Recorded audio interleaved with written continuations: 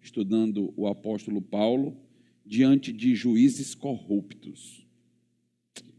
Vamos orar. Deus amado e Deus todo-poderoso, eu quero agradecer ao Senhor, porque a tua mão é poderosa e isso se evidencia na nossa própria salvação. Nós te louvamos porque somos o teu povo, comprado pelo teu sangue, e o Senhor tem cuidado de nós todos os dias. Nós temos a certeza de que, aconteça o que acontecer, o Senhor não nos abandona. E a riqueza que temos não é material, é a tua presença. É o teu consolo, é o entendimento de que estamos no centro da tua vontade. Coloca sempre, ó Deus, na nossa alma, este desejo de te servir, de fazer com que a nossa vida valha a pena aqui na terra. De que cada dia, ó Deus, seja o cumprimento de uma missão celestial. Nos usa mais e melhor para a tua honra e glória, em nome de Jesus. Amém. Então, nós estamos estudando sobre eclesiologia, temos falado um pouco sobre revitalização, e eu tenho tratado sobre essa questão dos alicerces de uma igreja bíblica e saudável. Tenho trabalhado 3 fundamentos: ortodoxia, ortopatia e ortopraxia, e nós estamos aqui por enquanto. Nós estamos focalizando toda a discussão da ortodoxia. Então, e nós queremos dar continuidade sobre isso. Então, eu tenho notado com os irmãos que a Bíblia fala que nós devemos ter uma doutrina sadia. A Bíblia usa essa linguagem biológica, essa linguagem da própria área da medicina para falar do seu corpo, o corpo de Cristo. Interessante, né? A Bíblia é um corpo, e assim como um corpo pode adoecer e pode até morrer. E a Bíblia fala que o remédio para um corpo coletivo, a igreja do Senhor Jesus Cristo, ter vitalidade e ter saúde é a doutrina, é a palavra. E nós vemos que a Bíblia fala dessa doutrina sã, que é a instrução da palavra de Deus. E esta doutrina tem algumas características. Primeiro, essa doutrina é baseada na palavra de Deus, não em ideias humanas ou tradições vazias. Isso aqui é muito importante.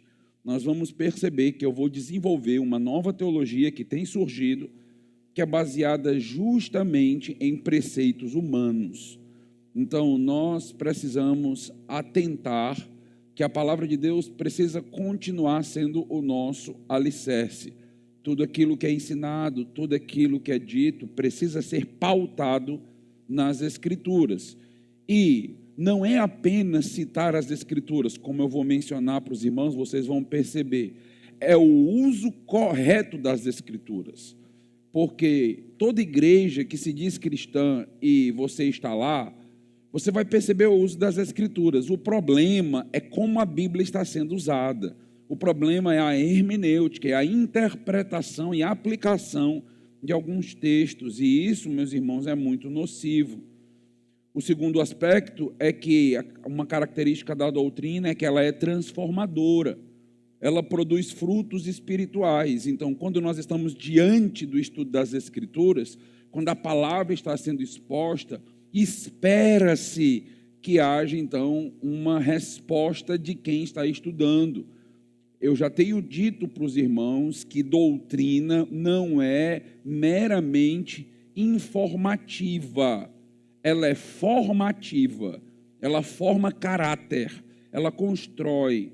É como um terreno que precisa que a árvore possa crescer e dar bons frutos. Então, à medida que nós estamos estudando a palavra de Deus, sendo confrontados, ensinados, então espera-se que a nossa vida seja modificada. Então, está há anos estudando a palavra, há anos frequentando uma igreja, e ter apenas informações na cabeça e um caráter deformado é problema. Tem alguma coisa muito equivocada, ou com a teologia que está sendo ensinada para você, ou com o seu próprio coração e maneira de absorver a doutrina. porque a doutrina sadia pode estar sendo ensinada, mas meu coração pode estar fechado para absorver essas verdades. Isso é um problema. Mas a gente sempre precisa mensurar a nossa vida espiritual pela nossa transformação. Nós estamos sendo transformados dia a dia à imagem do nosso Cristo. A Bíblia, inclusive, chega a dizer que uma maneira de reconhecer um crente é pelos seus frutos, é por aquilo que ele produz. Então, nesse sentido, é preciso que, ano após ano, haja uma produção maior em termos de caráter na nossa vida, em termos de formação em nossa vida. A noiva precisa estar mais ataviada para o encontro com Cristo. Lembra que a expressão da noiva na Bíblia é a igreja, somos nós. Então, isso precisa estar acontecendo. Uma outra característica da doutrina é que ela é protetora contra o engano e heresia. Então, por que nós estudamos teologia? Por que nós aprofundamos conceitos? Porque os ensinos que chegam para nós são sutis, como você vai perceber. E eles são atraentes. E, às vezes, nós não conseguimos detectar o problema. Se eu não tenho um bom alicerce, uma boa base, uma boa teologia, certamente eu vou me deparar com uma teologia com meias verdades e vou começar a valorizar e acreditar que aquilo é, de fato, o que Deus deixou para nós.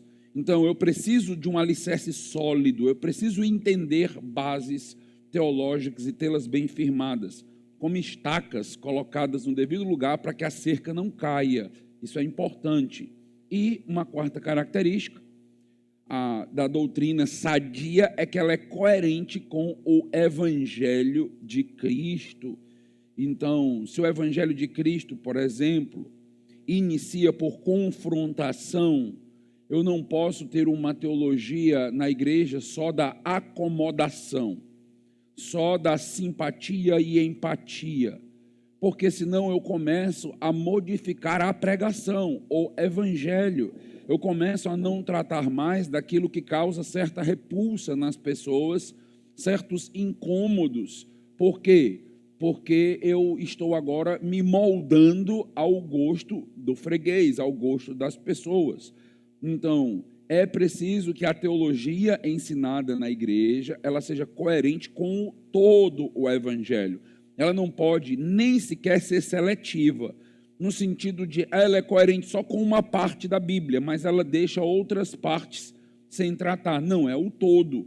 O todo das Escrituras precisa balizar ali aquilo que está sendo ensinado, e isso é importante. Meus irmãos, aqui fica uma exortação do seu pastor, principalmente para líderes, professores de escola bíblica dominical, os nossos pregadores, diretoria da igreja. É preciso firmar teologia, é preciso ter teologia sólida, firme, forte, para que a gente possa segurar as ondas que vêm e tentam, então, destruir a igreja, chamando a igreja de irrelevante, dizendo que a igreja está ultrapassada, dizendo que é preciso agora lançar mão de outras ideias que o mundo proporciona. Nós precisamos de bons líderes, líderes sérios, fortes, pautados na palavra. Então, é importante que, em algum momento, nós estejamos juntos, liderança da igreja, para estudar teologia. Isso é importante. Então, se em algum momento você for convocado, disser, olha, eu queria chamar a diretoria, os irmãos da igreja, a gente vai firmar alguns pontos doutrinários. Isto é importante para a sua vida. É isto que você deve esperar de um líder sério, que ele te prepare, porque nem sempre os mesmos líderes permanecem na igreja. A igreja, meus irmãos, ela permanece por séculos, milênios, e as pessoas passam. Nós temos algumas dezenas de anos de vida, e é preciso preparar a igreja sempre para aquilo que vem, e os líderes estão ali para fazer isso. Inclusive preparando líderes para que esses líderes preparem a próxima geração, seus filhos, e assim nós possamos ter aí o mínimo de certeza de que estamos no caminho correto. Então, nós temos vários textos bíblicos, eu tenho explorado já algum desses aqui com vocês. São textos que tratam da sã doutrina nas Escrituras. Então, 1 Timóteo 1, versículo 10 e 11, fala a respeito da boa doutrina, segundo o Evangelho da glória de Deus. A boa doutrina. Existe uma doutrina ruim, existe uma doutrina prejudicial, enganosa, e existe a boa doutrina, e a boa doutrina vai trazer saúde. O apóstolo Paulo, ele gosta da expressão doutrina sadia, ele usa várias vezes, a gente já até tem estudado alguns textos. Então, 1 Timóteo 4,6, Paulo instrui a Timóteo a alimentar-se da palavra sã, ou da palavra que é sadia e produz saúde, contrastando então com os ensinos falsos, as fábulas, os enganos. Então, as cartas pastorais, 1ª, 2ª Timóteo e Tito, elas são muito especiais para tratar do valor da doutrina para a igreja, da doutrina sadia. Paulo vai usar diversas vezes. Tito 2:1, Paulo vai mais uma vez falar da sã doutrina. Paulo orienta sobre o ensino saudável que transforma o conhecimento e a vida prática, ou seja, produz, é dinâmica, transforma e molda caráter.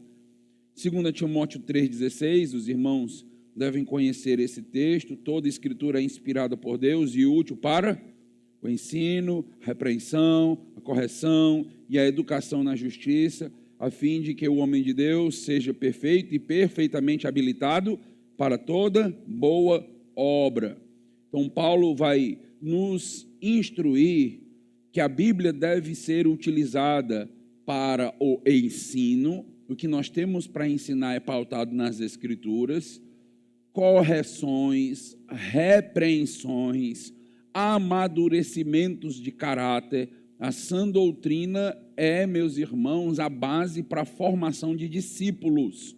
Então, discípulos são formados com base nas Escrituras. Veja que o texto nos diz que a sã doutrina, a palavra, tem como propósito de formar pessoas perfeitas e perfeitamente habilitadas. Dois aspectos importantes.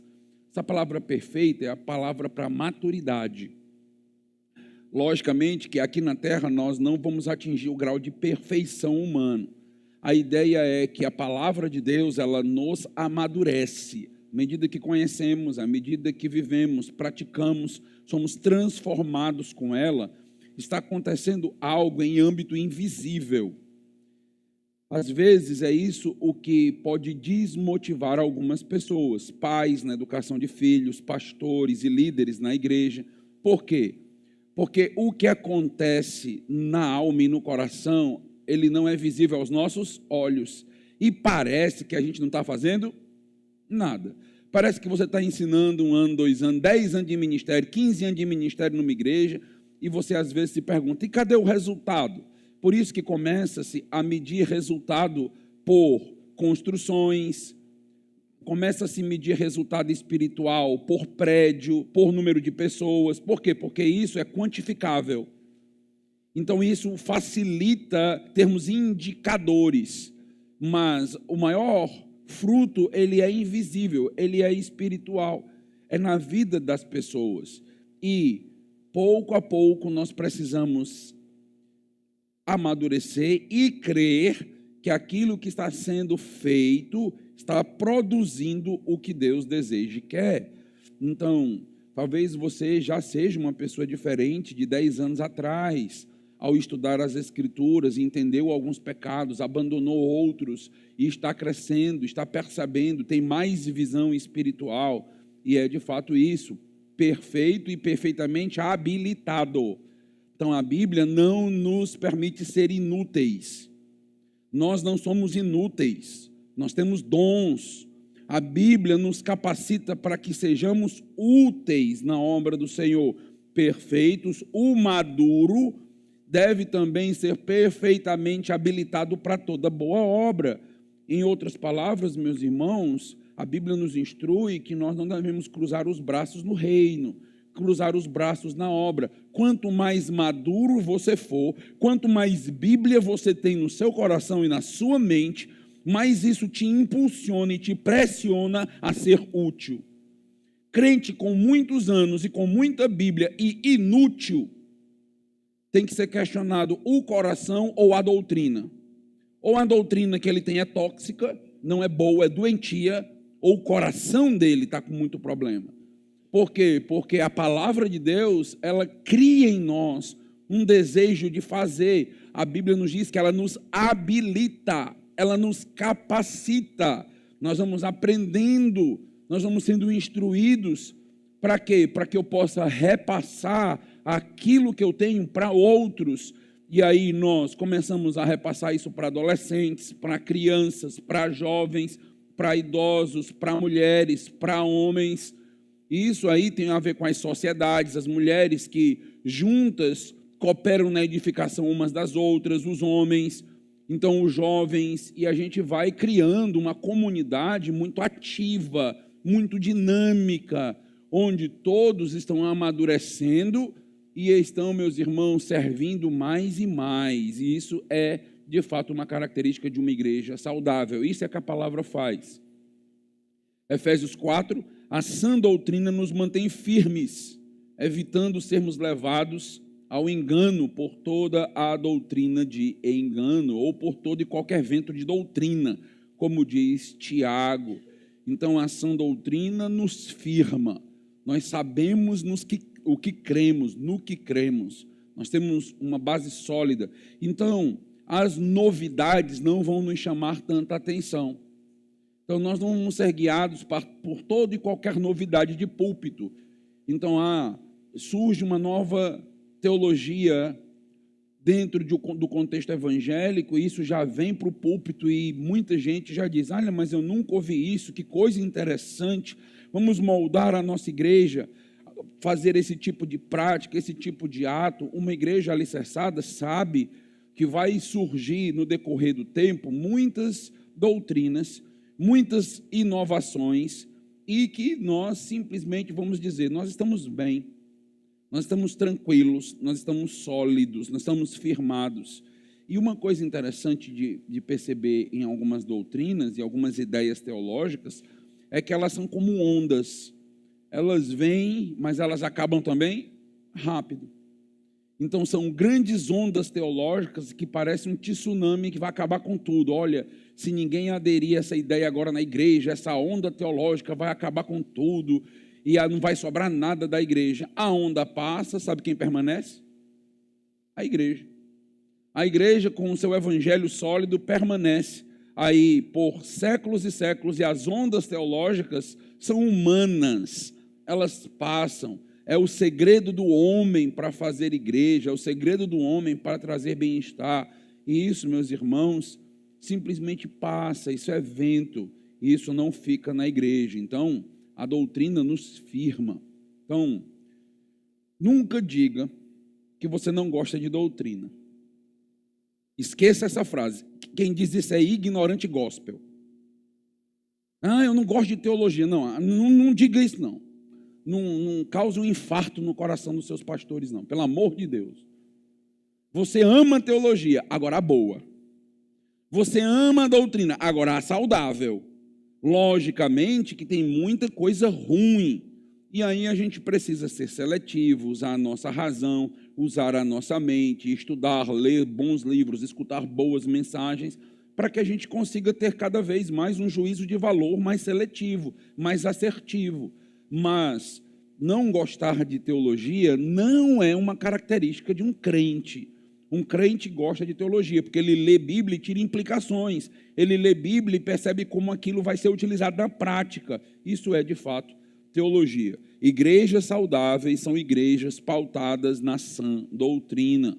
Características de doutrinas agora prejudiciais, doentias e tóxicas. Também 4. Primeiro, não alinham com as Escrituras. Então, não tem problema de simplesmente usar as Escrituras ao bel prazer, mas não estão preocupados tanto com coerência. Começam a dizer, nós precisamos atualizar a Bíblia. Já ouviram esse tipo de coisa? Então começa a dizer, não, a Bíblia diz isso, mas a gente precisa ter um novo pensamento, nós estamos numa época diferente, em um contexto moderno, então nós precisamos rever muitas coisas. É fato, meus irmãos, que nós estamos num contexto moderno, e é fato que as aplicações das Escrituras não são exatamente as mesmas. A gente respeita a cultura, respeita o contexto, mas isso não pode ser utilizado para abrir as porteiras para toda e qualquer modificação. Não é bem assim que as coisas funcionam. Inclusive para que a igreja abandone bases sólidas e importantes até em âmbito de caráter e de moralidade. Distanciam as pessoas de Cristo, é isso que as doutrinas tóxicas fazem. Elas te distanciam de Deus, elas falam de Deus, elas mencionam a pessoa de Jesus Cristo, mas você conhece cada vez menos a Cristo, você conhece cada vez menos a Deus, você conhece cada vez mais os gurus da igreja, os pastores da igreja, os líderes da igreja, que a igreja pode fazer, os projetos da igreja, e menos ao Senhor Jesus Cristo e à Bíblia. Também esses ensinos doentios criam divisão e confusão na igreja. A gente já viu o apóstolo Paulo mencionando isso, que esse tipo de ensino na igreja não unifica, não une, não solidifica, não produz koinonia, comunhão. Pelo contrário, ele cria uma grande confusão. Começa-se a discutir por besteiras dentro da igreja, a igreja vai se dividindo, e a igreja vai ali perdendo a sua unidade conquistada por Cristo na cruz. E também podem explorar ou manipular emocional e financeiramente. É uma outra característica desse tipo de teologia ou doutrina. As pessoas, elas são manipuladas emocionalmente, financeiramente, psicologicamente, com aquilo que está sendo ensinado ali. E certamente isso não vai ser vantajoso para essa igreja, isso vai causar dependência, não causar autonomia nas pessoas. Meus irmãos, o propósito de uma igreja é fazer com que você aprenda a verdade, para que você, pouco a pouco, aplique a verdade na sua própria vida e você consiga resolver seus próprios problemas, ter bases sólidas e bíblicas para suas tomadas de decisões, para que você não apenas saiba a solução para a sua vida, mas também conheça a Bíblia para ajudar outros a solucionar suas dificuldades, é o que a gente chama de aconselhamento bíblico. Então este é o propósito, e não uma total e plena dependência de um determinado líder, em que tudo que você vai fazer, você precisa daquele aval, você precisa ali daquele amém. Então não é assim. Uma coisa é buscarmos conselhos entre os sábios. Uma coisa é respeitarmos o líder ou os líderes espirituais que Deus colocou em nossas vidas e dar o devido peso às suas palavras. Outra coisa é se tornar escravo emocionalmente, se tornar completamente dependente daquela pessoa. Isso não é bíblico, isso é danoso e isto não vai fazer com que você cresça. Então, textos bíblicos que são tratados, tem diversos, falando sobre essas tais doutrinas problemáticas e tóxicas, assim como Paulo trata da sã doutrina, ele fala da doutrina prejudicial. 2 Timóteo 4, 3 e 4, ele vai dizer que os homens seguirão suas próprias concupiscências, acumulando mestres segundo os ouvidos. O que o apóstolo Paulo está dizendo é que as pessoas vão ouvir aquilo que o coração delas deseja.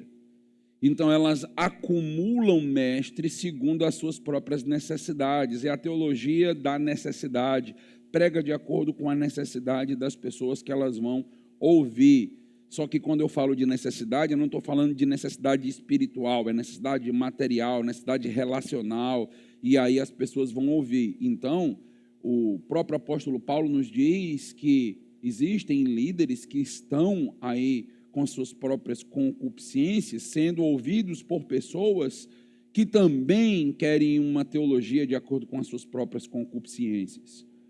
2 Pedro 2, de 1 a 3, fala dos falsos mestres que introduzem heresias destrutivas na igreja.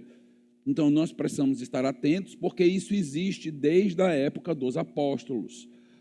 Então, hoje a gente fala, não, mas existem muitos falsos pastores, falsos mestres, falsos líderes. A Bíblia chama isso de falsos profetas. Lembra dessa linguagem? Então, os falsos profetas já existiam desde o primeiro século. Então, uma das grandes características do falso profeta é falso ensino, falso caráter. 2 pontos bases. Ele não vive a palavra de Deus e ele não prega a palavra de Deus. E isto aqui, meus irmãos, estava acontecendo. E o apóstolo Pedro está advertindo a igreja, preste atenção. Dê ouvidos àquilo que de fato é coerente com o evangelho e a palavra. Cuidado com essas pessoas. Cuidado até mesmo com pessoas que têm uma boa teologia nos lábios, mas não têm na vida. Isso é hipocrisia, isso é incoerência, entende? Tem uma pessoa que não vive aquilo que ela diz, mas ela só quer para a vida dos outros. Ela diz, isso aqui é bom para você, mas na vida dela é tudo uma destruição. Ela te diz, olha, eu vou pregar o que Cristo quer para o casamento. Ele diz, o marido representa Cristo, a esposa representa a igreja, a noiva deve ter plena comunhão, mas ele trata a esposa de qualquer maneira. A esposa trata o marido de qualquer forma. A família é toda bagunçada, é toda destruída. Então, que evangelho é esse que não é capaz de mudar nem minha vida? Que evangelho é esse que não é capaz de reformar o meu caráter? E eu estou ainda me colocando à disposição de abençoar outros com esse evangelho? Tem alguma coisa errada aqui.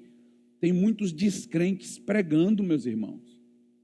É sério isso. Tem pessoas que não conhecem a Cristo, assumindo púlpitos, simplesmente pegando textos bíblicos, falando desses textos, fazendo até boas análises, mas que não foram transformados, não tem o Espírito Santo dentro deles. E a igreja que tem o Espírito Santo precisa detectar quando um pastor não tem o Espírito Santo. Eu não estou falando aqui de pular, eu não estou falando de rodar no púlpito, de plantar bananeira, nada disso, não é dessas coisas que eu estou falando, não. Eu estou falando de caráter, de integridade, de uma pessoa séria, sólida, de uma pessoa que realmente baseia a sua vida no evangelho. É disso que eu estou falando. Se a gente não consegue identificar nem isso, então é um problema muito sério. Tito 1, 10 a 16, cuidado com mestres que distorcem a verdade por ganância ou orgulho. Existem pessoas distorcendo a verdade? É só o que tem, a maioria distorce a verdade. E o texto nos diz, isso é feito por motivações do coração.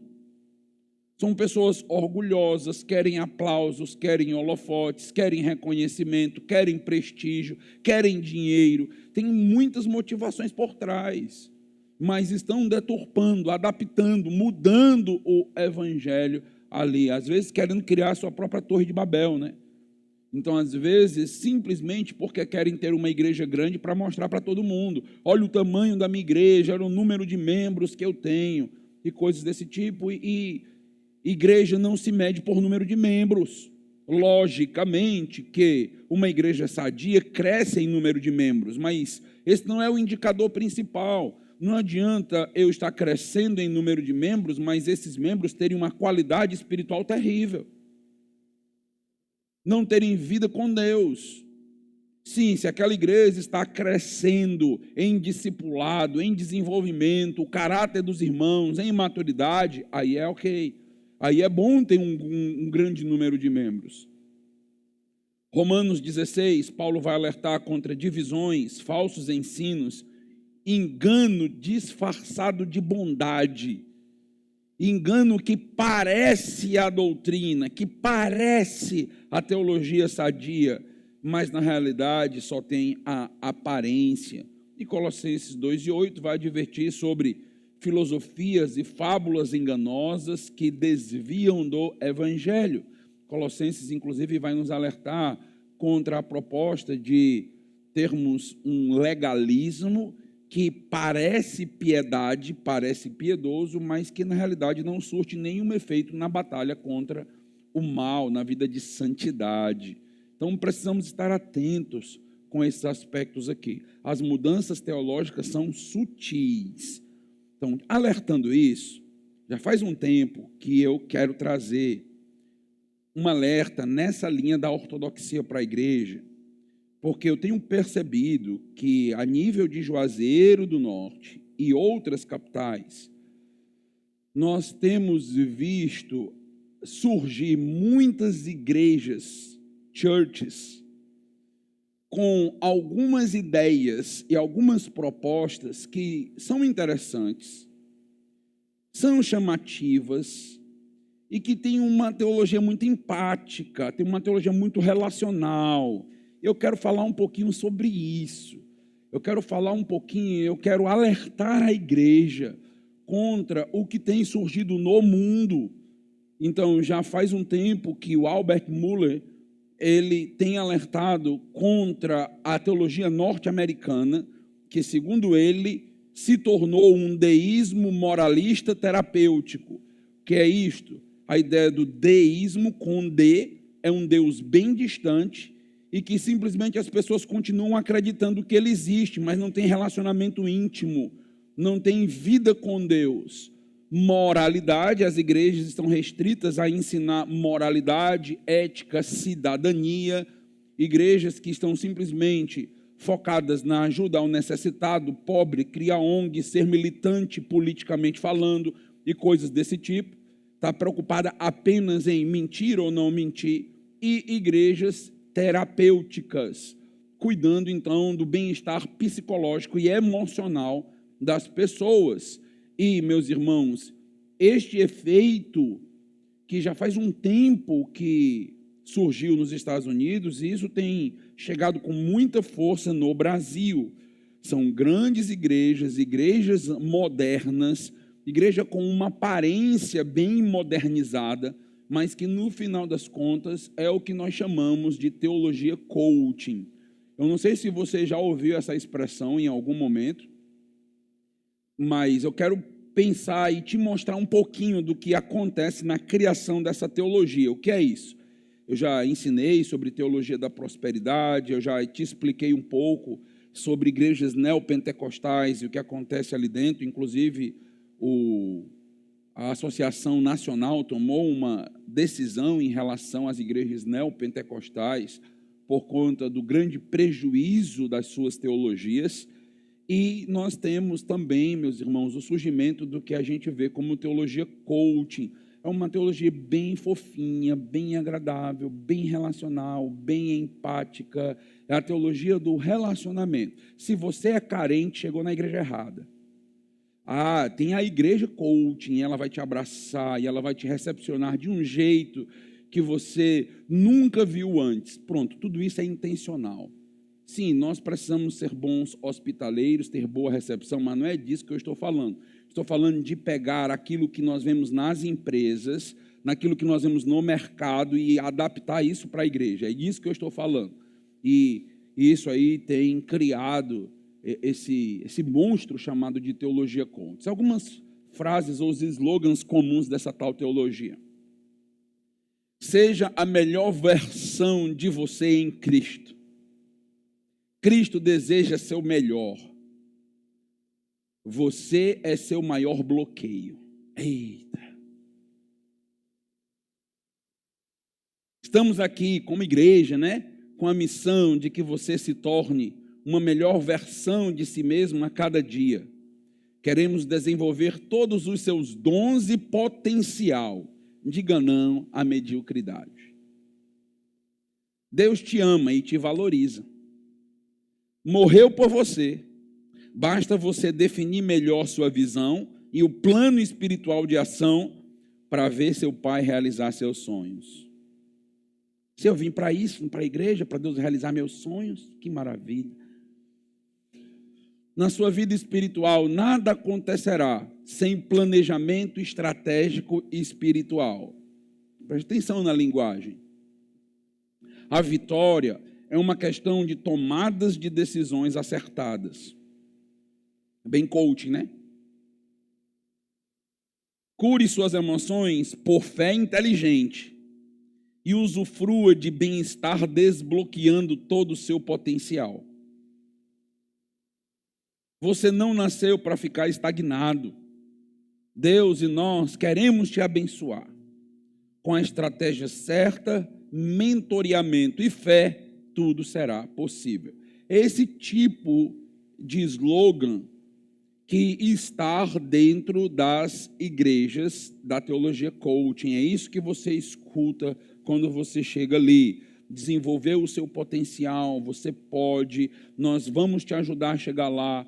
Igual um coaching comercial, um coaching na área nutricional ou física, a mesma coisa. Nós vamos te dar os passos para que você possa emagrecer, para que você possa adquirir mais massa magra, para que você possa chegar e conquistar uma vaga de mercado de trabalho e coisas assim, no mesmo formato. É apenas uma adaptação à teologia. Então, alguns pastores entenderam que se eles se tornassem coachings, então a coisa aconteceria. Então, eles precisariam. E começaram a fazer um monte de curso de coaching, justamente para poder agradar as pessoas, saber como lidar com as pessoas. Então, a chamada teologia coaching, ou em termos mais críticos, o evangelho da autoajuda, é um fenômeno recente que mistura elementos da teologia cristã com conceitos de desenvolvimento pessoal, psicologia popular e técnicas de coaching. Então, ele está utilizando todos os ferramentais que existem aí à disposição. Então, conceitos de desenvolvimento pessoal, o que faz com que uma pessoa desenvolva. Então, isso é trazido para as Escrituras e a gente simplesmente tenta agora achar um texto bíblico que lide com o desenvolvimento pessoal. Então, a gente vai ver vários conceitos da psicologia aplicado aqui. Então, assim, tem muita coisa. Então, a psicologia é a menina dos olhos dessa teologia. Eu vou mostrar pelo menos 6 conceitos da psicologia aplicados aqui, para sempre que você ouvir isso, você já perceber, opa, espera aí, olha o que está acontecendo aqui, e as técnicas do próprio coaching comercial. 2, a ideia básica é orientar o cristão para atingir objetivos, saúde emocional, sucesso ou realização pessoal, usando princípios que muitas vezes lembram mais autoajuda secular do que doutrina bíblica tradicional. Veja o propósito. O propósito, meus irmãos, é fazer você atingir seus objetivos. Você veio para a igreja, eu quero te desbloquear para você atingir os seus objetivos. O que é que está te atrapalhando em ser um profissional melhor? O que é que está te atrapalhando em ser uma esposa melhor? O que é que está te atrapalhando em ser um cidadão melhor? E a gente vai te desbloquear nesse sentido. Saúde emocional, realização pessoal. Então, muita gente dentro desta igreja se identifica com estes aspectos. São pessoas que estão ali e normalmente coachings comerciais e de outras áreas fazem parte dessa igreja, se identificam inclusive com o linguajar. Preste atenção em algo. Todas as vezes que a linguagem teológica é substituída por uma linguagem de uma outra área, isso deve te chamar a atenção na hora. A gente está conversando bastante agora sobre aconselhamento bíblico e de repente eu digo assim, isso deu um gatilho. Deu? Qual foi a arma que te deu o gatilho? De onde tu tirou isso? Está vendo a linguagem? Essa linguagem não é da teologia, é da onde? É da psicologia, isso é capital roubado. A gente pegou uma linguagem de lá, adaptou para o nosso contexto, pega versículos para gatilho e constrói.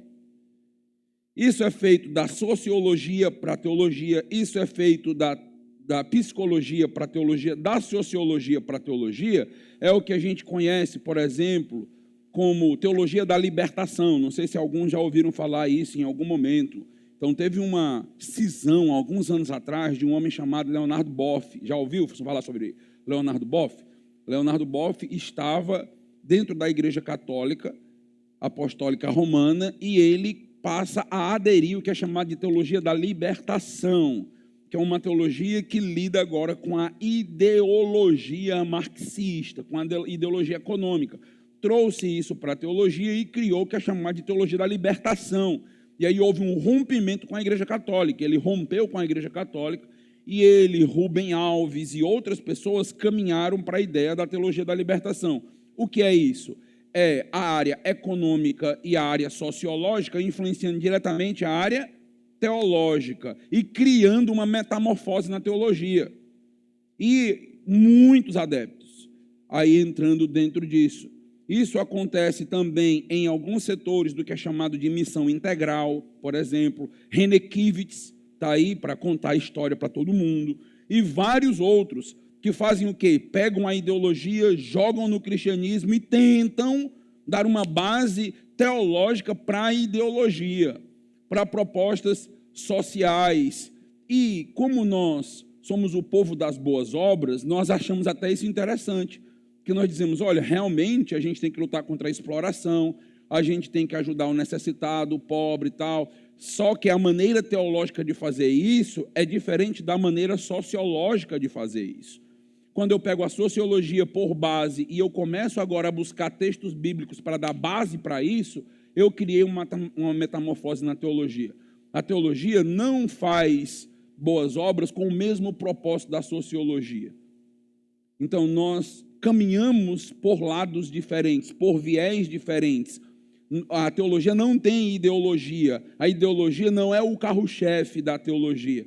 Por mais que hoje em dia seja comum dizer, usar a linguagem cristão de direita, isso não existe. Não existe cristão de direita. Ou você é cristão ou é de direita. Não no sentido de que um exclui o outro, no sentido de que os termos são diferentes. Você pode ser cristão e você pode ter uma ideologia econômico-política de direita, mas cristão de direita é um monstro. Cristianismo de direita, cristianismo marxista, o que é isso? Ciências políticas, econômicas aplicadas à teologia. Isso é muito problemático. A gente precisa aprender a detectar essas coisas. Então, a direita, liberalismo econômico é uma coisa. Se eu sou a favor disso, tudo bem, não tem nenhum problema. A questão é você tentar agora criar uma teologia que valide o liberalismo econômico. Isso é o problema. Você pode, sim, ter suas percepções econômicas que se alinham mais à direita ou à esquerda. Eu entendo que é mais à direita. Mas você, nesse sentido aqui, você não vai usar a teologia como trampolim ideológico. Isso é problemático. Então, a gente não faz isso. Sim, a nossa teologia nos ensina a ler a cultura, a ler o mundo, a perceber as coisas. Mas a gente tem que ter cuidado com esse misto que a gente constrói e aí chama isso de teologia. Isso sempre vai ser problemático. Então, teologia é teologia. Ciências políticas, ciências econômicas, cada uma dentro do seu aspecto. Elas se tocam e elas dialogam, mas elas não se fundem a ponto de uma perder a identidade. E o que normalmente se perde a identidade é do púlpito. É a teologia que perde a queda de braço. E aí as ideologias e outros conceitos entram. A chamada teologia coaching surgiu nos últimos 30 anos. Ela é nova a nível mundial. Influenciado pelo crescimento da indústria de coaching motivacional e dos livros de autoajuda que você encontra hoje em todo lugar, né? Inclusive muitos crentes lendo livros de autoajuda, crentes de outras igrejas, não daqui. 4. Muitas vezes está ligado a ministérios que enfatizam prosperidade, sucesso pessoal, foco é desenvolvimento pessoal, ou bem-estar emocional, como um sinal da bênção divina. Veja, o propósito aqui é dizer que Deus não te criou para ser triste, desanimado, infeliz, sem que você consiga atingir o seu potencial e o seu máximo. E aí Deus é colocado aqui como esse motor para te alavancar de um ponto de estagnação e te colocar em evidência em alguma área da sua vida. E é um hibridismo entre o que a gente chama de evangelismo terapêutico e evangelho da prosperidade, com um foco na ideia de autoaperfeiçoamento espiritual. A teologia coaching, ela lida de maneira bem mais direta com a questão da psicologia. Então, as outras, eu já falei de outras teologias que lidam com ciências políticas, ciências econômicas, com a própria sociologia, a teologia coaching, ela está debruçada, abraçada de uma maneira muito direta com a psicologia. Isso prejudica a própria psicologia e prejudica a teologia. Porque quando a gente está falando de teologia coaching, eu não estou fazendo uma crítica à psicologia. Eu posso até em outro momento fazer isso. Mas não é isso que eu estou fazendo. Eu estou criticando, são os teólogos que estão indo para a psicologia, bebem conceitos de lá e não deixam lá. E fazem questão de trazer para cá e se tornar palestrante gospel com conceitos psicológicos. Nós não estamos na igreja para dar palestra coaching. Nós não estamos na igreja para dar palestras psicologizadas. Nós estamos na igreja para pregar teologia. Palavra de Deus, é isso. E se a gente se perde nesse ponto aqui, a gente começa a ter grandes prejuízos aqui na nossa fé. Características principais: foco no indivíduo e seus objetivos. Essa teologia, ela foca no ser. O cristão é visto como um projeto a ser desenvolvido, ele está na igreja para que a gente possa desenvolvê-lo. E a vida espiritual é tratada como uma série de passos práticos que devem ser aplicados para atingir sucesso, felicidade, plenitude. São os vários livros que você vai encontrar hoje nas livrarias de 7 passos para isso, 3 passos para aquilo, 10 passos para aquilo outro, as chaves daquilo. Então, são todos esses livros aí, com esses tipos de título, que visam, então, te dizer agora o segredo, te trabalhar o caminho. Inclusive, o livro O Segredo tem a ver com isso, né? Então, não tem a ver com você destravar, desbloquear o cosmos. E o segredo é o pensamento positivo, né? O pensamento projetado, é visualização. E isso aí é só o que é aplicado na igreja.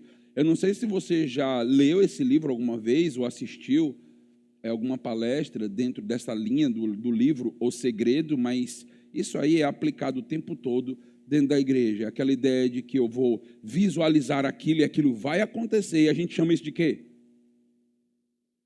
No lugar da gente chamar isso de pensamento positivo, a gente tem um outro nome para isso, mais simples e mais ortodoxo.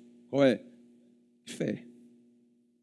A gente trocou o conceito de fé. Sabe por quê? Porque cristão normalmente não sabe o conceito de fé. Se você não conhece os conceitos, o novo conceito vai servir. Entendeu? Você não tem nenhum. Chega um e diz, é isso. Então funciona, então serve. Não serve. Confissão positiva, confissão negativa, que existia dentro da teologia da prosperidade, pensamento positivo, nada disso é fé, mas é tratado assim na igreja. Isso é fé, isso não é fé.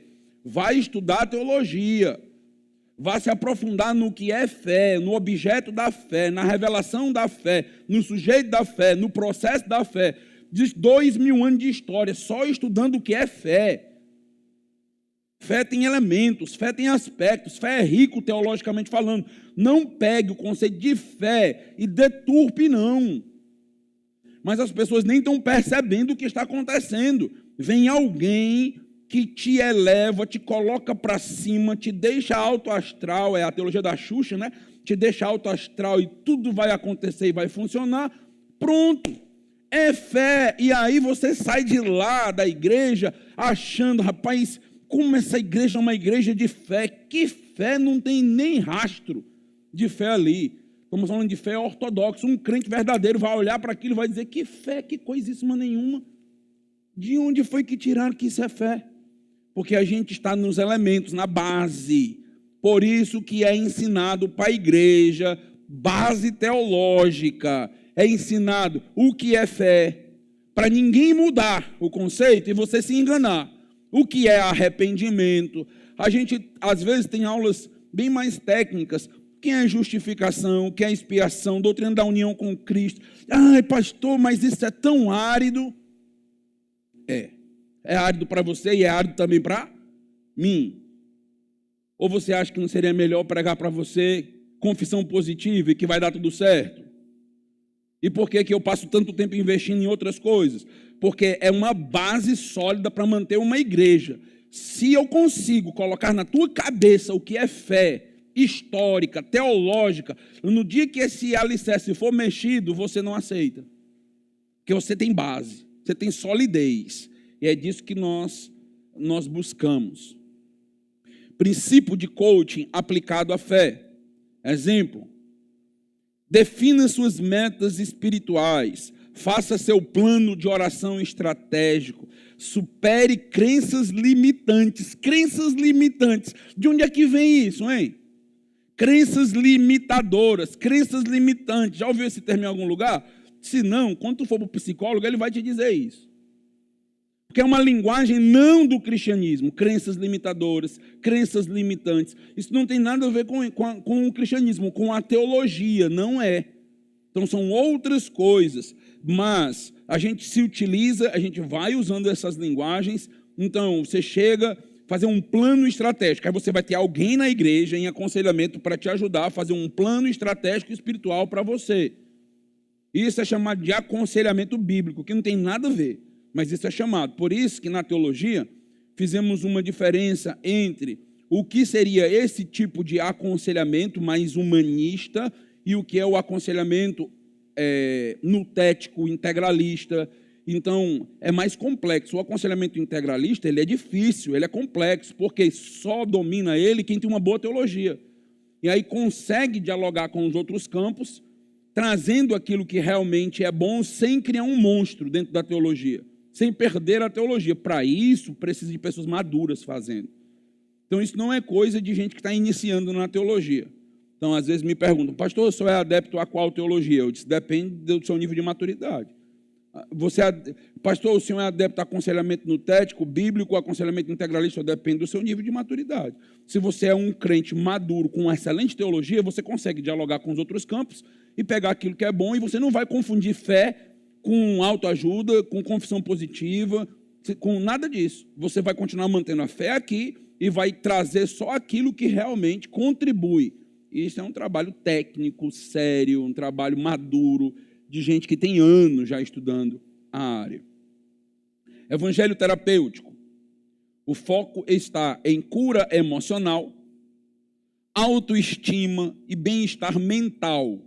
Muitas vezes mais do que arrependimento, santificação ou fé em Cristo. As Escrituras são reinterpretadas como fórmulas de sucesso ou estratégias da vida saudável. Vida saudável. Então, isso é muito utilizado, esse tipo de linguagem aqui. Então, cura emocional, autoestima, bem-estar mental. Então, tudo isso é o que a igreja está proporcionando. Meus irmãos, a igreja proporciona isso de maneira secundária. Sim, à medida que você é convertido, à medida que você entende seu destino eterno, à medida que você calibra sua consciência, à medida que a teologia ela vai funcionando na sua vida, você vai usufruir de certo bem-estar mental, de certo equilíbrio emocional. Isso vai acontecer. O problema é focar nisso, é mudar a prioridade. E as pessoas adoram, lógico, você chega na igreja com um problema psicológico, com um problema psiquiátrico, e você está naquela igreja e o foco ali te desenvolve nestas áreas, ansiedade, depressão e coisas desse tipo, e então você se sente grato e acha que aquilo ali é, de fato, uma grande igreja, quando na realidade você poderia ter sido curado assim, dentro de um ambiente de um consultório psicológico. Você poderia ter sido curado assim dentro de um ambiente psiquiátrico, não necessariamente dentro de uma igreja. Igreja não é um hospital psiquiátrico. Igreja não é um consultório de psicologia. Não é. São coisas completamente diferentes. A igreja perdeu sua identidade. Por que vocês acham que tem tantos livros falando sobre igreja na atualidade? Por que tantas discussões? Quais são as definições de igreja, os elementos de igreja? Eu estou em 2 currículos consecutivos tratando sobre igreja. Por quê? Porque a igreja está em crise a respeito da sua própria identidade. Não é só a igreja. Os próprios líderes e pastores estão em crise com o seu chamado. Porque já que os irmãos valorizam tanto assim o curso da psicologia, psiquiatria, os pastores estão achando que eles precisam também agora ser psicólogos para atender os irmãos. Quando o chamado de um psicólogo é completamente diferente de um chamado de um pastor. Mas aí tem crente dizendo, seria tão bom que se eu fosse um psicólogo. Eu disse, se eu quisesse ser um psicólogo, eu era um psicólogo, eu sou um pastor. Eu fui chamado para estudar teologia e ensinar teologia. Se o amado irmão quer um psicólogo, procure vá lá no SUS, ou vá lá no seu catálogo do seu plano, procure um psicólogo, meu irmão. Mas eu não sou um psicólogo. Eu não vou te dar terapia psicológica. Não vou. Eu estudei vários aspectos psicológicos, eu conheço os autores, eu leio Freud, eu conheço, mas eu não estou aqui para isso. Isso não é o meu propósito. Então eu conheço inclusive as terapias, mas eu não estou aqui com esse propósito. A minha linha não é essa. O meu propósito é Bíblia, é te aproximar de Jesus Cristo. Meu propósito é te libertar do inferno, te libertar de você mesmo. São coisas completamente diferentes, mas as pessoas não estão notando. Por último, para a gente fechar aqui e abrir, simplificação da mensagem bíblica. Passa a ideia de que aplicar certos passos ou métodos garante bênçãos, cura ou prosperidade. É aquela mesma ideia do coaching. Se você vai para um coaching e ele vai te dizer, olha, se você fizer tantos exercícios por semana, se alimentar assim, beber água assim, então você vai ver resultados no seu próprio corpo. E aí se traz isso para a teologia e diz, então a gente só precisa alinhar a tua estratégia. A gente só precisa alinhar aqui como vai ser agora a tua vida. Colocar o método certo, as decisões corretas e as coisas vão começar a acontecer. E os textos bíblicos são muitas vezes tirados do seu contexto e transformados em mantras motivacionais. A paz de Cristo muitas vezes é transformada numa paz bem-estar, quando a paz de Cristo tem um cunho teológico. A paz de Cristo que nós recebemos foi porque a inimizade que nós tínhamos com Deus acabou. Nós somos aproximados de Deus e, neste sentido, nós usufruímos não mais de inimizade, mas de amizade, de relacionamento pacífico. Muitos textos que tratam sobre paz dentro do âmbito teológico estão sendo utilizados no âmbito psicológico, mas são conceitos diferentes. Então, a teologia precisa ser respeitada, ser trabalhada na sua ortodoxia. Eu diria, se você quer usar a Bíblia, você precisa ser um bom teólogo. Não basta você dominar a sua área, precisa ser um bom teólogo. E se você quer dominar uma outra área, você precisa estudar outra área também. Então, se você não estuda outra área, como é que você vai falar daquela área? Então, o que tem acontecido é uma confusão, é um caos, e que a gente olha para tudo isso e ainda diz, pronto, essa teologia aí é que é uma boa teologia. Teologia da superação, você chega na igreja, aí sempre tem uma pessoa muito sorridente, muito simpática, muito dada, coloca um vídeo motivacional no início da pregação ou no meio da pregação, e tudo aquilo dali é muito motivador. O problema é que cadê a Bíblia da história, né? Cadê a Bíblia pregada da maneira que ela de fato é? Cadê o amargor do Evangelho? Então o Evangelho também ele é confrontativo, ele é amargo, ele vai nos falar do custo do discipulado, ele vai falar que nós precisamos carregar a nossa cruz até o Gólgota e estar disposto a morrer por Cristo, pagar um alto preço. E tudo isso, meus irmãos, tem simplesmente desaparecido dos púlpitos. E as pessoas cada vez mais estão com a expectativa de ir para a igreja, vou para a igreja hoje à noite. Por quê? Porque o pastor vai falar algo em sentido espiritual, relacional, bem-estar mental, motivacional e vai mudar a minha semana. Sim, eu vou falar de Deus. Se isso for suficiente, então vai ser assim. E, para fechar aqui, as pregações seriadas e expositivas na igreja estão em extinção. Pregação, série. Pastor pregando Atos, mais de 2 anos. Não, isso aqui é raridade já. Você encontra aqui no Martin Lloyd Jones. Está ficando raridade isso aqui, cada vez mais. Chega nas igrejas, pequenas séries que trabalham medos, Trabalham, é um mês para trabalhar ansiedade, é um mês para trabalhar medos, é um mês para trabalhar algo muito prático na tua vida que tem a ver com o teu bem-estar. E a pessoa chega ali e diz: aqui sim, aqui falou das minhas crenças limitadoras. E assim vai. PNL sendo utilizada e programação neurolinguística sendo utilizada o tempo todo dentro de igreja, como se PNL fosse teologia. As chaves da PNL sendo utilizada, as portas, tudo isso não tem nada a ver com teologia, nada. Isso dá desespero de ouvir, dá angústia de ouvir um negócio desse. Mas é só o que tem nos nossos dias, chamando muita atenção, as igrejas repletas e lotadas. Por quê? Porque o mundo está adoentado, as pessoas estão buscando de alguma maneira algum alívio. Então, faz sentido, justifica, o que elas não estão buscando é Deus. Elas estão buscando prosperidade emocional, bem-estar emocional. Elas querem que alguém diga para elas como é que elas vão crescer, os passos para o desenvolvimento pessoal. O problema é que nada disso é uma busca verdadeira e genuína por Deus. Porque nós podemos ter Deus e perder tudo isso. É quando você aceita Jesus Cristo que você pode começar a ser perseguido, sofrer. E muitas coisas acontecerem na tua vida só porque você aceitou Jesus Cristo. Então, que promessa é essa de bem-estar emocional? Que tipo de terapia é essa? Então, a gente precisa atentar para o que está acontecendo. Esta igreja, quero deixar isso público, está até gravado, essa igreja não adere à teologia coaching, condena isso com todas as palavras.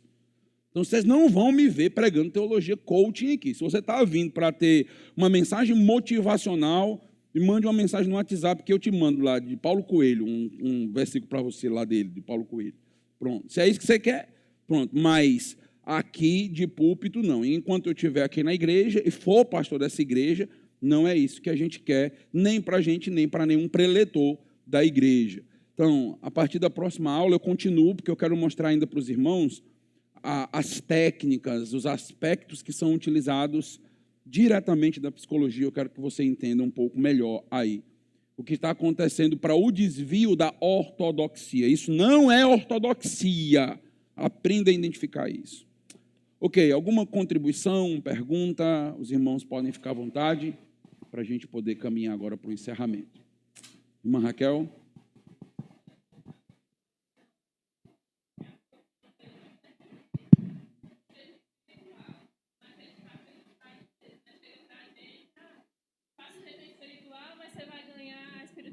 Enriquecimento junto, né? Exato. E também, aqui mesmo em Juazeiro, eu já vi divulgações de igrejas incentivando ou promovendo encontros de empreendedorismo. Né? Até certo ponto, o que é que o senhor acha que isso é interessante, que não? Mas é como uma oportunidade de negócio, né? E uma pergunta seria sobre a variedade de igrejas. Então, o catolicismo romano pega muito essa ideia de ser a igreja única, né? E nós temos essa série de denominações, inclusive de igrejas históricas, batistas, presbiterianos. Então, eu acho que é uma variedade boa, de certa forma, principalmente quando a gente tem uma teologia sadia. Mas, né, dá oportunidade, vazão para outros tipos de igrejas aparecerem também, né? Eu posso considerar essas igrejas que vêm surgindo com essas teologias não protestantes, posso dizer assim, não é igreja protestante. O que o senhor acha? Sim, vou começar pela última, porque é a que eu lembro. Eu diria assim, a Associação Nacional se posicionou em relação às neopentecostais, por exemplo, para dizer, nós não reconhecemos como igreja. Para nós, não reconhecemos nem o batismo. Então, se chegar alguém neopentecostal, chegou alguém da Internacional da Graça, chegou alguém, eu dou logo o nome aos bois, chegou alguém da Universal do Reino de Deus, vai ter que se batizar e eu vou ainda questionar a sua fé. Eu ainda vou conversar com você para saber se você é realmente crente, porque o evangelho que eles pregam é complicado. Eu vou conversar com você, a gente vai conversar, eu vou dizer, me explica o que é o evangelho, quem é Jesus Cristo, o que você entendeu com confissão. Eu vou conversar um pouco com você. Se você entende o evangelho, belezinha, ótimo, beleza. Então, vai só para um segundo passo de discipulado e batismo. Por quê? Porque nós não consideramos muitas dessas igrejas são muito problemáticas. O movimento Batista Regular não se posicionou ainda em relação a este novo movimento, porque ele é muito novo. Então, faz muito pouco tempo que essas igrejas têm surgido no Brasil, principalmente. Então, é algo que a gente precisa deixar crescer, deixar desenvolver, perceber, mas o que a gente já está notando é que, apesar de ser sutil, a teologia pregada não foca Deus, é antropocêntrica. Ela está focando apenas nos efeitos, consequências na vida do crente e não no aspecto principal, que é a libertação dele mesmo, dos seus próprios problemas, em sentido de escravidão espiritual, natureza pecaminosa e outros aspectos assim. Então, não dá para condenar ainda, porque a gente não conhece totalmente, é algo muito novo. Se você procurar livros sobre teologia coaching no Brasil, não existe quase nada, muito pouca coisa. Então, lá fora já existe mais coisa, dá para traduzir, mas no Brasil praticamente nada. Então, assim, é muito novo isso que está acontecendo. Esse relacionamento, né, da teologia com a psicologia, esse casamento é algo muito novo para as igrejas. Então, nesse sentido, a gente precisa dar um tempo e esperar as coisas ainda. E em relação a essa diferença, né, que existe de unificar a igreja, que foi mencionada a Igreja Católica, e esse nascimento, esse nascedouro de igrejas, é uma escolha. A gente vai ter que escolher se alguém vai ler a Bíblia por nós ou se a gente mesmo vai ler a Bíblia. É uma escolha. Eu vou querer que um magistério diga como eu vou ler a Bíblia? Pronto, então assim, existe um unificador de interpretação da Bíblia, quem é o magistério. Tudo que o magistério disser eu tenho que aceitar. Pronto, se você aceitar isso, unifica. O problema é que a gente não aceita isso. O problema é que a gente diz, não, existe o sacerdócio de todo crente. O crente tem direito de ler a Bíblia, estudar, de perceber os textos e fazer a sua própria análise, chegar às suas próprias conclusões. Ah, mas isso vai gerar igrejas. Vai. E igrejas boas e igrejas ruins. Então, mas a diversidade é algo bíblico. O nosso próprio Deus, ele é trino, ele é 3 e 1. Nós não somos contra a diversidade, entende? Então, nós não somos a favor de uma unidade que deve ser feita através de um ecumenismo, através de uma força. Eu sempre gosto de dizer, né, quando eu estou conversando com católicos, né, vamos fazer um ecumenismo? Vamos, deixa eu interpretar a Bíblia. Se eles deixaram eu interpretar a Bíblia, eu só comento desde ontem. Pronto. Não aceito nada fora da Bíblia, pronto. Acabo com todos os dogmas dele logo de cara, não aceito nada. Pronto, a regra de fé é a Bíblia. Pronto, aceita? Aceito. Pronto, agora vamos para a interpretação. Aceita a minha maneira de interpretar também? Oxe, ecumenismo bom demais. Agora, o problema é aceitar um ecumenismo em que a gente vai ter que aceitar o que está sendo dito de lá. Então, assim, aí não. Aí isso não é um ecumenismo. Vocês estão querendo só nos absorver. Aí é outra história. Então, eu trabalharia. Mas é um assunto bem complexo. E tem várias coisas. Depois eu posso te passar, tu me lembra? Eu tenho, acho que 2 aulas que estão, inclusive, gravadas, que os irmãos que quiserem podem me falar depois. 2 aulas gravadas, que é justamente sobre isso, unidade e diversidade da reforma. Como isso criou todo o caos e como é que a gente poderia criar uma unidade. Como é a mínima ideia de uma unidade. Eu tenho essas aulas, eu posso te passar depois. Ok, o resto eu não lembro mais. Empreendedorismo na igreja. Sim. Pronto, empreendedorismo na igreja, eu acredito que não é uma iniciativa da igreja, é uma iniciativa dos próprios irmãos. Então, você tem irmãos empresários na igreja e tudo, querem se juntar para conversar sobre negócio e tudo, beleza. Então, não tem problema com isso. Então, o problema é a igreja querer fomentar isso, entendeu? A igreja querer criar um culto de empreendedorismo. Não, isso não é o propósito da igreja. Não existe culto de empreendedorismo na Bíblia.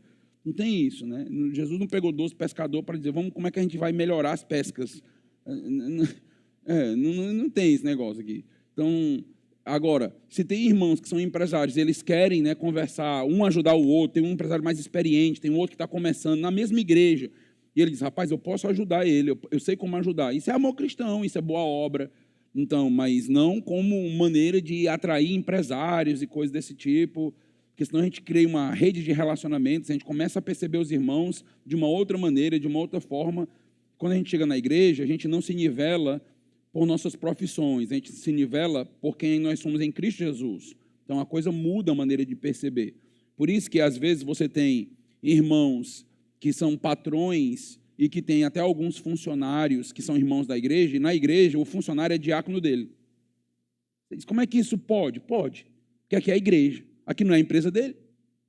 Aqui é a igreja. Se aquele diácono ele é um homem de Deus, um homem que é usado pelo Senhor, que tem as características bíblicas, às vezes ele tem mais características bíblicas de piedade do que o próprio empresário. E ele se torna, na igreja, a referência espiritual. Lá na empresa, não, ele é o funcionário. Mas na igreja, ele é o oficial. Então, isso pode acontecer dentro da igreja, porque a igreja não é uma empresa. Nós não trabalhamos na igreja assim. São outros pré-requisitos, coisas desse tipo. Mas é uma pergunta boa. Muitas igrejas estão fazendo isso aí. Culto empresarial, dia de quinta-feira. Dá certo não, joga na fogueira santa. Ok, mais alguém? Felipe.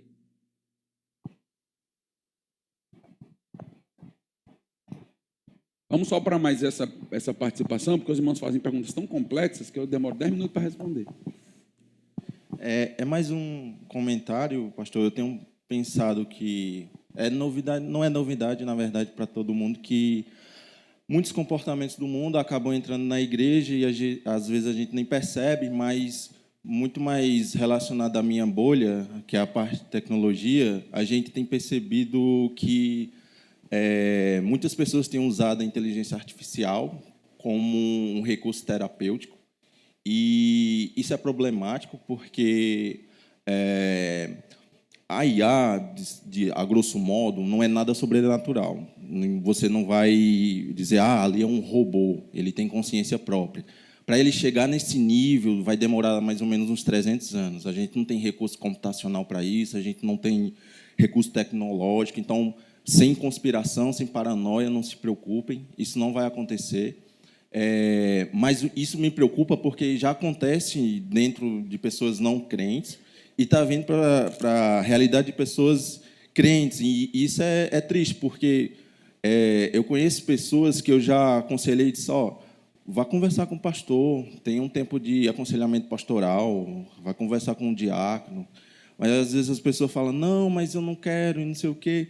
Aí, quando vai ver, a pessoa está se aconselhando com inteligência artificial. Isso é preocupante, porque perde o sentido de igreja, perde o sentido, né, da relevância do evangelho na vida da pessoa, e ela acaba trocando por essas coisas que, infelizmente, são banais no sentido prático do evangelho nas nossas vidas, né?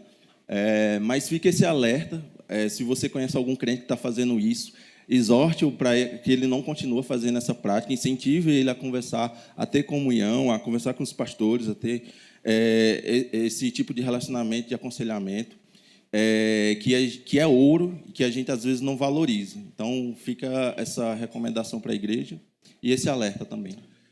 Ok, deixe-me só dizer algo e a gente encerra. Que é algo complexo, mas que precisa ser dito em algum momento.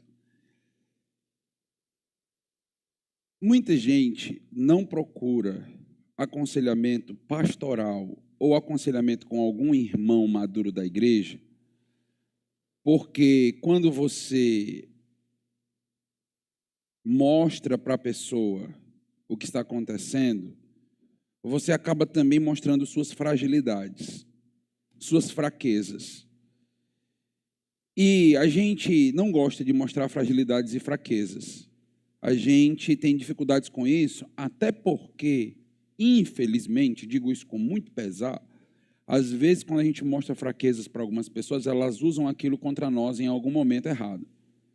Então, e aí a gente começa a tentar se proteger e se resguardar de todas as maneiras.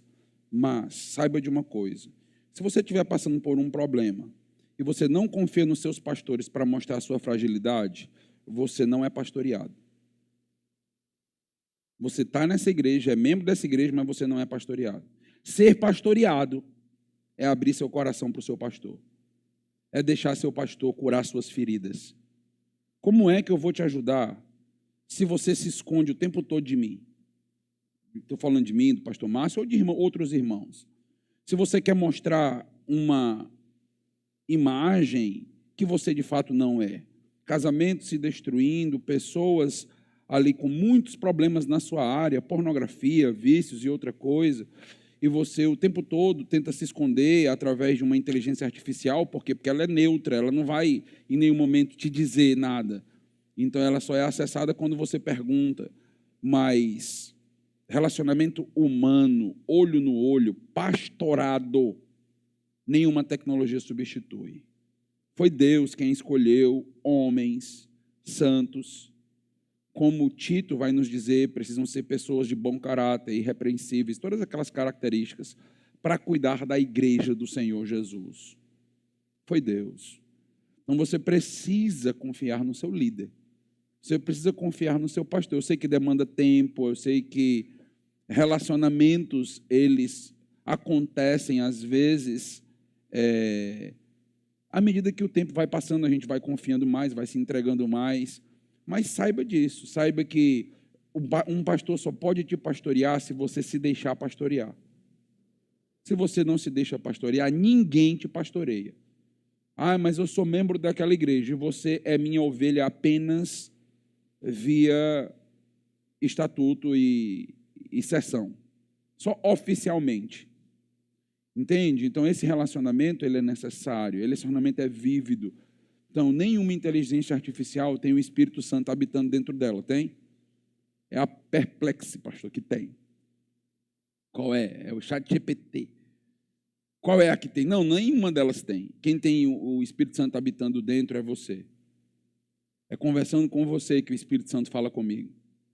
É conversando com você que o Espírito Santo me mostra, abre os meus olhos. Conversando com homens e mulheres maduros e maduras. Isso não tem tecnologia no mundo que substitua. Esse tipo de pastoreio, de cuidado, isso não tem como ser substituído. Informações vão cada vez ser mais acessíveis. Isso é bom. Então, por que a gente quer informações restritas a um grupo de pessoas? Não, os livros estão aí, todo mundo que quiser ler pode ler, existem cursos, as inteligências artificiais estão aí, para o bem e para o mal, né? Se você não souber usar, vai ser ruim, mas se souber usar, vai ser bom. Então, está aí. Mas isso aqui, vida na vida, olho no olho, envolvimento, experiência, pastorado, confiança, isso só existe com pessoas.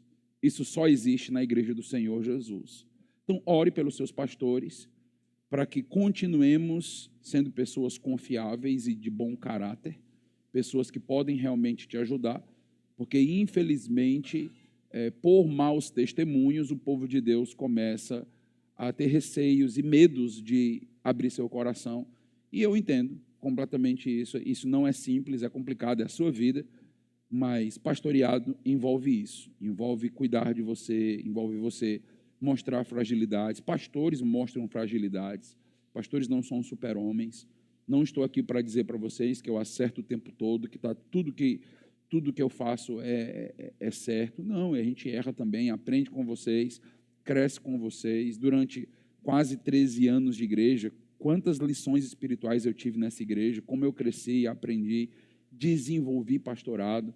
Então, tudo isso aprendendo com vocês mesmos. Então, muitas fragilidades sendo superadas a partir do trabalho com pessoas, a partir desse trabalho que Deus faz. Então, isso é verdadeira igreja. Ok, vamos orar e encerrar. Hoje à noite, às 18 horas, estaremos novamente reunidos. Deus amado, Deus Todo-Poderoso, muito obrigado por ser o nosso pastor amado, que cuida da tua igreja e que, ó Deus, nos ajuda a caminharmos em uma doutrina sadia, sólida, e que produz verdadeira espiritualidade e frutos no caráter. Não permite que a gente se desvie disso, que a gente consiga adaptar o que é bom, mas sem desvirtuar aquilo que já é perfeito, a tua revelação. Que a gente, ó Deus, não passe a acreditar que o mundo tem mais o que nos ensinar do que a Bíblia. Ó Deus, nós não precisamos descansar em projetos e ideias, métodos fora da igreja. Sim, essas ciências, elas podem colaborar com a vida dos indivíduos, nós não estamos aqui negligenciando isso, mas nós acreditamos que aquilo que deve ser ensinado da igreja é aquilo que a tua palavra já diz. Tem dito isso há 2000 anos e nós não queremos mudar nada. Nós queremos perseverar nela, porque sabemos, ó Deus, que encontramos na tua palavra a libertação da nossa alma do juízo e, como consequência secundária, acabamos também adquirindo bem-estar, equilíbrio psicológico e várias outras coisas que a tua palavra faz na nossa vida. Ó Deus, não nos permite perder o foco, dá a visão às lideranças, aos pastores. Me ajuda, Senhor, a continuar centrado e pregando aquilo que precisa ser dito, vacinando a tua igreja sobre o que está acontecendo. Em nome do Senhor Jesus. Amém. Deus abençoe, meus irmãos. Até a noite.